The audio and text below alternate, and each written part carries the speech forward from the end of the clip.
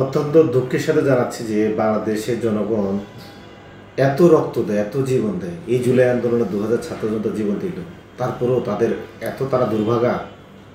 একটা দলকে, আওয়ামী লীগের মতো একটি ফেসিস্ট শক্তিকে বাংলাদেশ থেকে ভারতে বিদায় করে দেওয়ার পরে আরেকটি দল আওয়ামী লীগ হয়ে ওঠে, আরেকটি দলই ভারতীয় দল হয়ে ওঠে। আমরা সম্প্রতি দেখতে পেলাম বিএনপি এখন জুলাই গণভোটের নায়ের পক্ষে ক্যাম্পেইন করছে। আজকে বিএনপির সিনিয়র নেতা জয়নুল আবেদিন ফারুক নায়ের পক্ষে ক্যাম্পেইন করছে। বিএনপির আরও এক সিনিয়র যুগ্ম মহাসচিব উনিও হানা নিয়ে অনেক বিভ্রান্তিকর তথ্য ছড়াচ্ছে।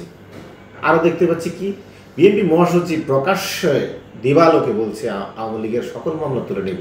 আওয়ামী লীগ চলে গেছে, কী হয়েছে? আমরা বিএনপি এসে আপনাদেরকে সাপোর্ট দেওয়ার জন্য। আমাদের কষ্ট লাগে, আওয়ামী লীগ কখনো এত শক্তিশালী ছিল না দেশের জনগণের উপরে বিমান হামলা করার জন্য, গণহত্যা করার জন্য, গুম খুন আয়না বানানোর জন্য। এগুলো তার শক্তির ওষুধ ছিল ইন্ডিয়া। আমাদের এখানে মূল সমস্যা ইন্ডিয়া। আমরা ইন্ডিয়ান প্রতি একটা দলকে পরাজিত করি, বিতাড়িত করি, আরেকটা দল ইন্ডিয়ান দালাল হয়ে ওঠে।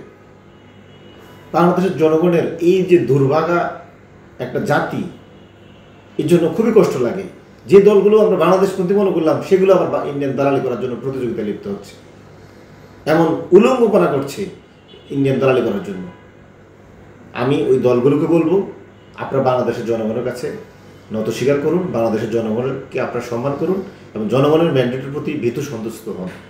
ইন্ডিয়ান দালালি করে আপনারা বাংলাদেশে কখনো সার্ভাইভ করতে পারবেন না, যার প্রমাণ শেখ হাসিনা এবং আওয়ামী লীগ।